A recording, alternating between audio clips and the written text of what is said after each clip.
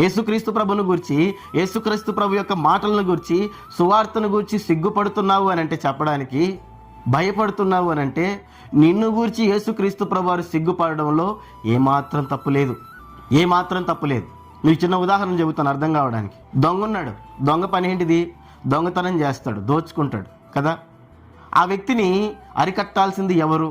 దొంగతనాలు చేయకుండా, దోచుకోకుండా అరికట్టాల్సింది ఎవరు? ఒకవేళ అతను దొరికితే శిక్షించాల్సింది ఎవరు? పోలీసులే కదా. పోలీసులే దొంగల్ని పట్టుకోవాలి, పోలీసులే వారికి శిక్ష పడేలా చేయాలి, వాళ్ళు దోచుకోకుండా అడ్డగించాలి, అవునా కదా? మరి ఆ పోలీసే దొంగను పట్టుకోవడానికి సిగ్గుపడితే, దొంగ దోచుకుంటున్నప్పుడు ఆపడానికి భయపడితే, సిగ్గుపడితే, మరి అతను పోలీస్ అని చెప్పడానికి ఆ డిపార్ట్మెంటే సిగ్గుపడాలి, అవునా కదా?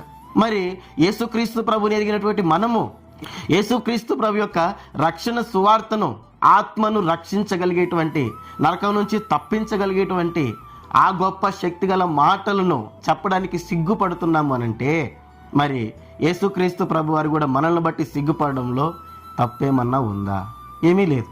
ప్రియులారా గమనించండి, యేసుక్రీస్తు ప్రభు వారిని గూర్చి, యేసుక్రీస్తు ప్రభు వారి యొక్క రక్షణ సువార్తను గురించి సిగ్గుపడే వాళ్ళు ఎవరో దేవునితో పాటు ఉండలేరు. యేసుక్రీస్తు ప్రభు వారు ఏమాత్రం కూడా ఆ వ్యక్తుల్ని చేర్చుకోడు. అదే సెలవిస్తూ వచ్చాడు.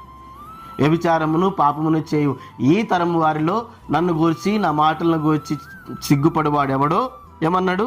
వారిని గూర్చి మనుష్య కుమారుడు తన తండ్రి మహిమ గలవాడై పరిశుద్ధ దూతలతో కూడా వచ్చినప్పుడు సిగ్గుపడునని చెప్పాను. ఒక మాటలో చెప్పాలంటే, నువ్వు నా శిష్యుడువా? సిగ్గుపడతాడు యేసుప్రభు మన సువార్తకు సిగ్గుపడితే.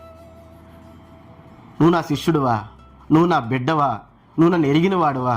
నువ్వు నా ఆత్మ కలిగిన వాడువా? నువ్వు అభిషేకం కలిగిన వాడువా? సిగ్గుపడతాడు యేసుప్రభు. ఆ క్షణము, ఆ గడియ మన జీవితంలో రాకుండా ఉండాలి అని అంటే, నేటి నుంచే సిగ్గు, భయం వదిలిపెట్టి ఏం చేయాలి? మనం దేవుని యొక్క శక్తివంతమైనటువంటి మాటలు, ఆత్మను రక్షించగలిగినటువంటి శక్తివంతమైనటువంటి మాటలను మనము సువార్తను ప్రకటించవలసిన వారంగా ఉన్నాం.